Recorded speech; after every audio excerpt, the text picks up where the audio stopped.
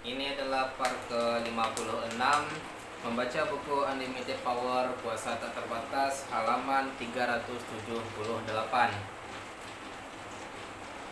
Karena nilai-nilai demikian primer, nilai-nilai itu mengandung muatan emosional. Tidak ada cara lebih efektif untuk menciptakan ikatan di antara orang-orang daripada menyelaraskan mereka lewat nilai-nilai tertinggi mereka. Itulah sebabnya pasukan yang berkomitmen yang bertempur demi negaranya hampir selalu akan mengalahkan sekelompok serdadu bayaran.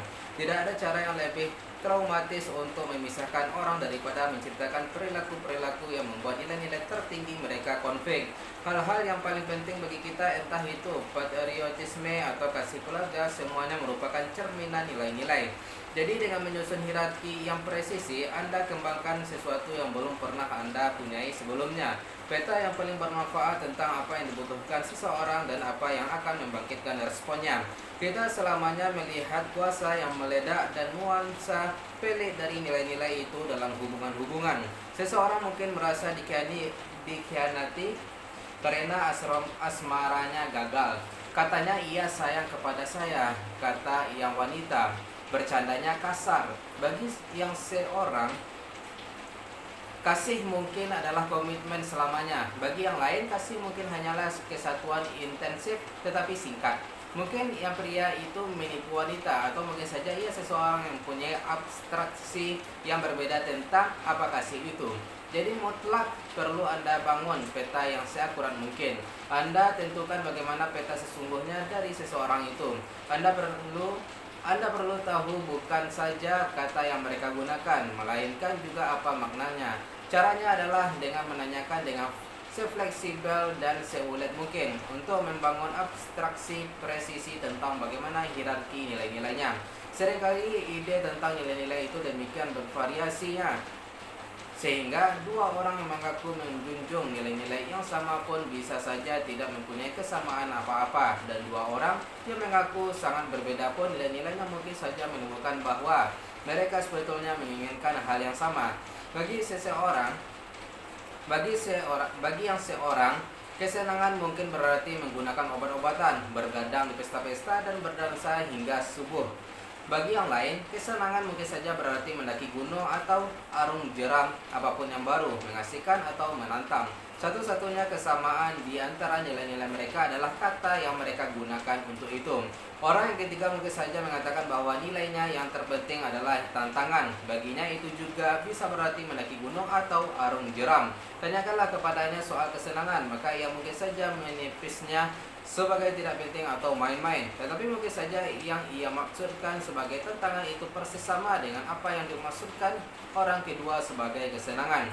Kesamaan nilai-nilai membentuk dasar untuk simpati yang hakiki. Kalau dua orang mempunyai nilai-nilai yang sepenuhnya terkait, hubungan mereka bisa langgeng selamanya. Kalau nilai-nilai mereka sepenuhnya beda, kecil kemungkinannya hubungan mereka langgeng atau harmonis. Tidak banyak hubungan yang bisa diklasifikasikan dalam kategori yang ekstrim seperti itu. Akibatnya, Anda harus melakukan dua hal. Pertama, temukanlah kesamaan nilai-nilai sehingga Anda bisa menggunakannya untuk membantu menjembatani nilai-nilai yang tidak sama. Bukankah itu yang Reagan dan Gorbachev coba lakukan dalam pertemuan-pertemuan puncak mereka? Memelihara kesamaan nilai-nilai di antara kedua negara yang akan mendukung hubungan mereka seperti kelangsungan hidup. Kedua, sebisa mungkin berupayalah mendukung dan memenuhi nilai-nilai terpenting orang yang bersangkutan. Inilah dasar dari hubungan yang berkuasa, mendukung, dan langgeng, entah dalam bisnis pribadi atau keluarga. Nilai-nilai itulah faktor utama yang mengakibatkan kesesuaian atau ketidaksesuaian, membuat orang termotivasi atau tidak. Kalau Anda tahu nilai-nilai mereka, Anda mempunyai kunci finalnya. Kalau tidak, bisa-bisa Anda menciptakan perilaku berkuasa yang tidak langgeng atau tidak menghasilkan tujuan akhirnya. Kalau konflik dengan nilai-nilai seseorang, itu akan bertindak seperti pemutus aliran listrik. Nilai-nilai adalah ibarat pengadilan terakhir. Nilai-nilailah yang memutuskan perilaku mana saja yang efektif dan yang tidak efektif, yang mana saja yang menghasilkan kondisi-kondisi yang diinginkan, dan yang mana saja yang menghasilkan ketidaksesuaian. Sama seperti halnya orang mempunyai ide yang berbeda-beda tentang apa arti nilai-nilai itu, mereka juga mempunyai cara yang berbeda-beda untuk menentukan apakah nilai-nilai mereka terpenuhi. Pada tingkatan pribadi, memancing prosedur bukti adalah salah satu hal yang paling berharga yang bisa Anda lakukan untuk menetapkan sasaran-sasaran bagi diri sendiri. Berikut adalah latihan berharga. Ambillah 5 nilai-nilai yang penting bagi Anda dan temukanlah prosedur buktinya. Apakah yang harus terjadi bagi Anda untuk mengetahui bahwa nilai-nilai Anda terpenuhi? Jawaban itu sekarang pada kertas yang lain. Jawablah itu sekarang pada kertas yang lain. Evaluasikanlah apakah prosedur bukti Anda itu membantu Anda atau malah menghambat Anda. Anda bisa mengendalikan dan mengubah prosedur bukti Anda.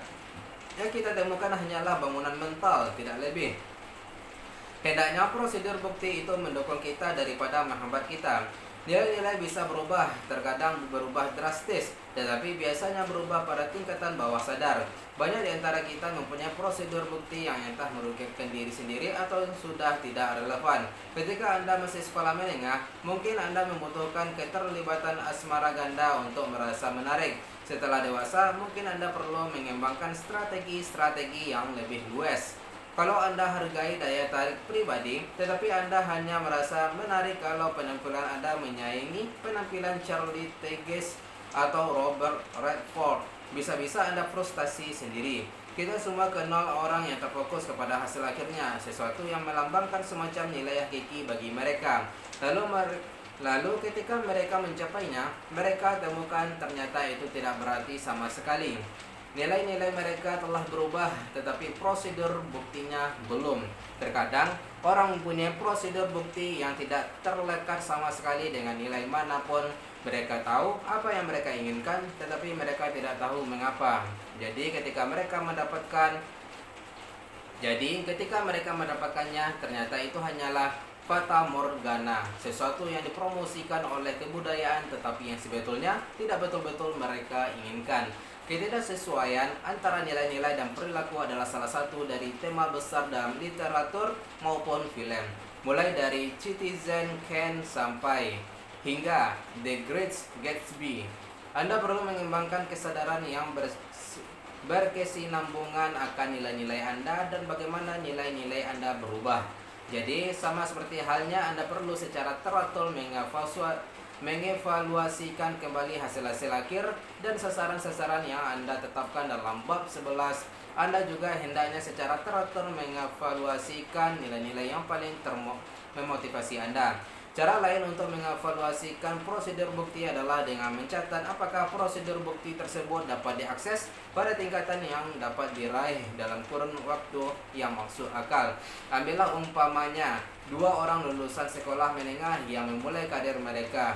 Bagi yang seorang, sukses mungkin berarti keluarga yang stabil, jabatan dengan upah $40.000 per tahun, rumah senilai $100.000, dan kebugaran fisik. Bagi yang lain, sukses berarti keluarga besar, penghasilan $240.000 per tahun, rumah senilai $2 juta, tubuh triatlet, banyak teman, tim rugby profesional, dan Rolls-Royce lengkap dengan pengemudinya. Mempunyai banyak sasaran boleh-boleh saja, asalkan efektif bagi Anda. Saya sendiri menetapkan sasaran-sasaran besar bagi diri sendiri dan dengan menciptakan representasi internal tersebut, saya mampu menciptakan perilaku-perilaku yang mendukungnya. Tetapi sama seperti halnya sasaran dan nilai-nilai itu berubah, prosedur bukti pun berubah.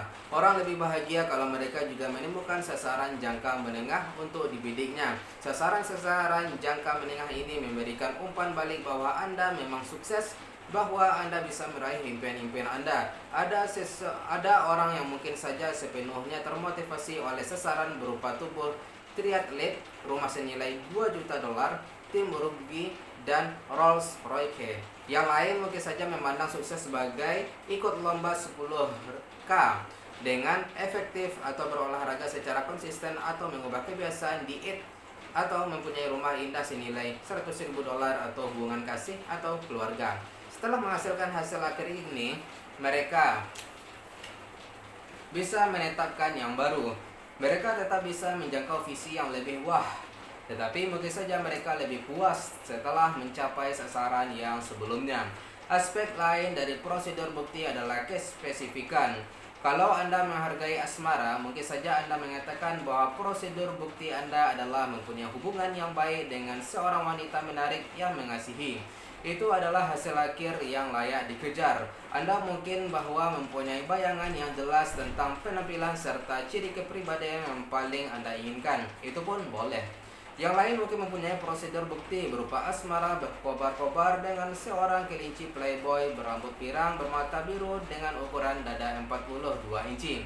Kondo di 50 Avenue di Manhattan dan penghasilan berangka 6.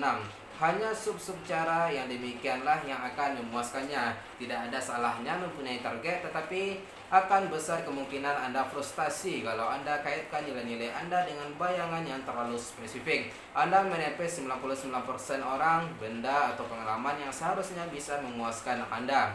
Bukan berarti Anda tidak mungkin menciptakan hasil-hasil seperti itu dalam kehidupan Anda. Itu sih bisa saja, tetapi dengan prosedur bukti yang lebih fleksibel, Anda akan lebih mudah memenuhi hasrat atau nilai-nilai Anda yang sesungguhnya. Ada sesuatu kesamaan di sini. Pentingnya fleksibilitas. Ingatlah bahwa dalam konteks apapun, sistem yang paling fleksibel dengan pilihan paling banyak akan menjadi yang paling efektif. Penting sekali diingat bahwa nilai-nilai itu mempunyai keutamaan bagi kita, tetapi kita representasikan keutamaannya itu dari bukti prosedur yang kita gunakan. Anda bisa memilih peta dunia yang demikian kakunya sehingga hampir menjamin frustasi. Banyak orang di antara kita yang melakukan itu. Kita mengatakan sukses artinya begini dan hubungan yang baik artinya lain lagi. Padahal sistem yang tidak fleksibel adalah salah satu cara paling pasti untuk menjamin frustasi. Pertanyaan-pertanyaan yang paling berat biasanya melibatkan nilai-nilai. Terkadang dua nilai yang berbeda seperti kebebasan dan kasih menarik kita ke dua arah yang berlawanan. Kebebasan bisa berarti kemampuan melakukan apapun yang Anda inginkan setiap saat. Kasih bisa berarti berkomitmen terhadap satu orang. Kebanyakan orang pernah merasakan konflik ini. Sungguh tidak menyenangkan, tetapi penting sekali kita ketahui apa nilai-nilai kita yang tertinggi sehingga kita pilih perilaku yang mendukungnya. Kalau tidak, akan kita bayar harga emosionalnya nanti karena tidak mendukung apa yang kita yakini sebagai yang terpenting dalam kehidupan kita. Perilaku yang terikat kepada nilai-nilai yang lebih tinggi hierarkinya akan mengalahkan perilaku-perilaku yang terikat kepada nilai-nilai yang lebih rendah hierarkinya. Tidak ada yang lebih mengecewakan daripada nilai-nilai kuat menarik Anda ke arah-arah yang berlawanan. Ini menciptakan ketidaksesuaian yang parah. Kalau ketidaksesuaian ini berlangsung cukup lama, ini bisa menghancurkan suatu hubungan. Anda bisa-bisa mengekspresikan yang satu, umpamanya menggunakan kebebasan Anda dengan cara yang merusak yang lain. Anda boleh saja mencoba beradaptasi, yaitu mencekik desakan untuk meraih kebebasan dengan cara yang sedemikian rupa sehingga Anda menjadi frustasi dan merusak dalam hubungan tersebut. Atau karena tidak banyak orang yang betul-betul mengkonfrontasikan dan memahami nilai-nilai kita mungkin saja secara umum mengalami kondisi frustasi dan tidak enak. Segeralah kita mulai menyaring semua pengalaman kita dalam kehidupan ini lewat emosi negatif tersebut hingga menjadi bagian dari kita. Perasaan tidak puas yang bisa kita coba hilangkan dengan berlebihan makan, merokok, dan sebagainya. Kalau Anda tidak mengerti bagaimana cara kerja nilai-nilai, sungguh sulit menemukan kompromi yang luas. Tetapi kalau Anda mengerti, Anda tidak perlu merusak hubungan Anda ataupun kebebasan Anda sendiri. Anda bisa mengubah prosedur buktinya. Ketika Anda masih sekolah menengah, mungkin kebebasan artinya mencoba meniru kehidupan seks Warren Beatty. Tetapi mungkin hubungan kasih memberikan penghiburan, sumber-sumber daya dan sukacita yang mewujudkan kebebasan yang lebih nyata daripada keleluasaan melompat ke tempat tidur dengan siapapun yang Anda jumpai di bar. Itulah prinsipnya proses mengubah cara pandang terhadap suatu pengalaman dengan cara yang menciptakan kesesuaian. Terkadang ketidaksesuaian datang bukan dari nilai-nilai itu sendiri, melainkan dari bukti prosedur bagi nilai yang berbeda-beda. Sukses dan spiritualitas tidak harus menghasilkan ketidaksesuaian.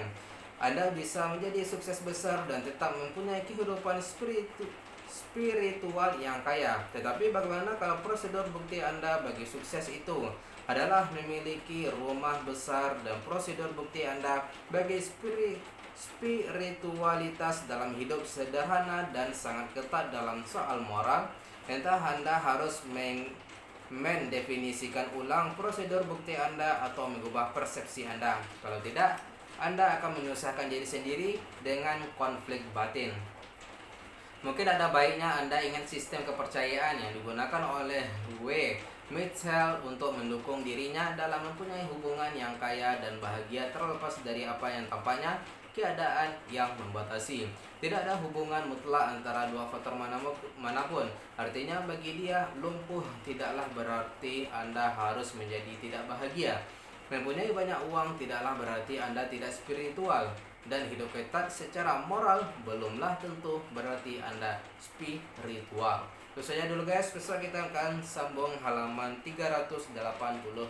Sekian, bye-bye.